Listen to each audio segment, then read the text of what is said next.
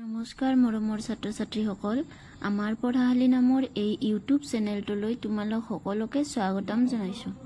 এই ভিডিঅ'টোত তোমালোকৰ আমি আৰু আমাৰ পৰিৱেশ কিতাপখনৰ 4 নং অধ্যায় জীৱন ধাৰণৰ প্ৰণালীৰ প্ৰশ্ন উত্তৰসমূহ আলোচনা কৰিম। গতিকে ভিডিঅ'টো তোমালোকে শেষলৈকে চাবা আৰু বন্ধু বান্ধৱীলৈকেও শ্বেয়াৰ কৰি দিবা। বলা এতিয়া আমি প্ৰশ্ন উত্তৰসমূহ আলোচনা কৰোঁ। অনুশীলনী 1ত উত্তৰ লিখা দিছে। ক নম্বৰ প্ৰশ্নটো আছে, গাঁৱৰ বাসিন্দাসকলৰ প্ৰধান জীৱিকা কি? তেওঁলোকে কি কি শস্যৰ খেতি কৰে? উত্তৰ লিখিবা, গাঁৱৰ বাসিন্দাসকলৰ প্ৰধান জীৱিকাৰ উপায় হ'ল কৃষি। সাধাৰণতে তেওঁলোকে ধান, মাহ, মৰাপাট, সৰিয়হ, তিল, কুঁহিয়াৰ, নানা প্ৰকাৰৰ শাক পাচলি আদিৰ খেতি কৰে। ইয়াৰ পিছৰ প্ৰশ্নটো আছে, চৰ অঞ্চলত বাস কৰা লোকসকলে কি কি শস্যৰ খেতি কৰে? উত্তৰ, চৰ অঞ্চলত বাস কৰা লোকসকলে সাধাৰণতে ৰবি শস্য যেনে মাহ, সৰিয়হ, জলকীয়া, বেঙেনা, তৰমুজ আদিৰ খেতি কৰে।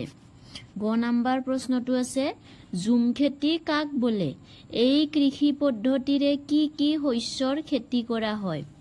উত্তৰ, ঝুম খেতি হৈছে পাহাৰৰ এঢলীয়া ঠাইত কোৰেৰে মাটি খান্দি ঢাপ কৰি খেতি কৰা পদ্ধতি। এই খেতিৰ ভিতৰত ধান, মাকৈ, তিল, আদা, হালধি আদি প্ৰধান। নৈ পাৰৰ লোকসকলে কিদৰে জীৱন নিৰ্বাহ কৰে?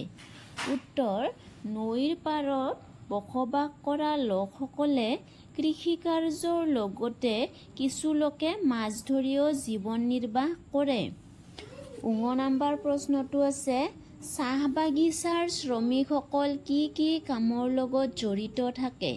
উত্তৰ, চাহ বাগিচাৰ শ্ৰমিকসকল বাগিচাৰ কুমলীয়া পাত ছিঙা, উদ্যোগলৈ বস্তু অনা নিয়া কৰা, যন্ত্ৰ পাতি চলোৱা আদি বিভিন্ন কামৰ লগত জড়িত হৈ থাকে।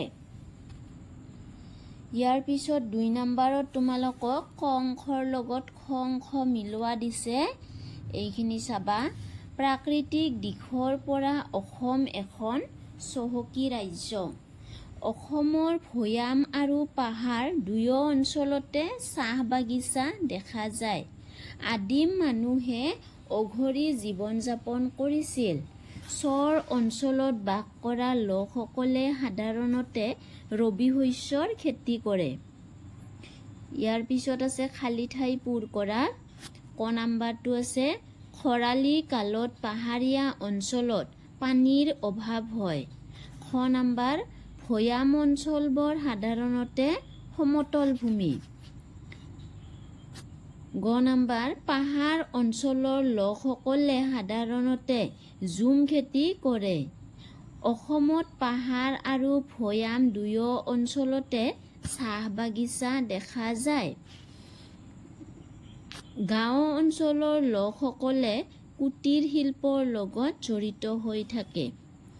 4 নম্বৰত দিছে, তলত দিয়া বাক্যকেইটাৰ পৰা অশুদ্ধবোৰ বাছি উলিয়াই শুদ্ধকৈ লিখা। ইয়াত কেইটামান বাক্য দিছে, চাবা যিবিলাক বাক্য অশুদ্ধ সেইটো তোমালোকক শুদ্ধকৈ লিখিব দিছে। প্ৰাচীন কালত মানুহে স্থায়ীভাৱে ঘৰ সাজি উন্নত জীৱন যাপন কৰিছিল। এই বাক্যটো অশুদ্ধ। ইয়াক শুদ্ধভাৱে লিখিলে এনেকুৱা হ'ব, প্ৰাচীন কালত মানুহে অস্থায়ীভাৱে ঘৰ সাজি সাধাৰণভাৱে জীৱন যাপন কৰিছিল। খ নম্বৰ আছে, উদ্যোগ, চাকৰি, ব্যৱসায় আদি নগৰ অঞ্চলৰ লোকসকলৰ জীৱিকা নিৰ্বাহৰ মূল উপায়। এই বাক্যটো শুদ্ধ। এইটো যেনেকৈ আছে সেনেকেই হ'ব। নগৰ অঞ্চলতকৈ গাঁও অঞ্চলত যান বাহনৰ সংখ্যা কম। এই বাক্যটোও শুদ্ধ হয়। কৃষি কৰ্মৰ বাহিৰেও গাঁও অঞ্চলৰ কিছু লোকে চাকৰিজীৱী হিচাপে জীৱিকা নিৰ্বাহ কৰে। এই বাক্যটোও তোমালোকৰ শুদ্ধহে। চৰ অঞ্চলত বসবাস কৰা লোকসকলে সাধাৰণতে ৰবি শস্যৰ খেতি কৰে। এইটোও শুদ্ধ বাক্য হয়। গতিকে ইয়াত এটাই অশুদ্ধ বাক্য আছিলে প্ৰথমটো, বাকীবিলাক শুদ্ধ। 5 নম্বৰ প্ৰশ্নটো আছে জুইৰ আৱিষ্কাৰ কেনেদৰে হৈছিল? উত্তৰ লিখিবা। আদিম যুগত মানুহে খাদ্য সংগ্ৰহৰ বাবে হাবিত ঘূৰি ফুৰি থকা অৱস্থাত ঘটনাক্ৰমে দুটুকুৰা শিল ঘঁহনি খাই ফিৰিঙতিৰ উৎপত্তি হোৱা দেখিছিল। সেই ফিৰিঙতিয়ে শুকান ডাল পাতৰ সংস্পৰ্শলৈ আহি জুইৰ সৃষ্টি কৰিছিল। এইদৰেই জুইৰ আৱিষ্কাৰ হৈছিল। 6 নম্বৰ প্ৰশ্নটো আছে আদিম কালৰ মানুহে কি কি কামৰ বাবে শিলৰ সঁজুলি ব্যৱহাৰ কৰিছিল?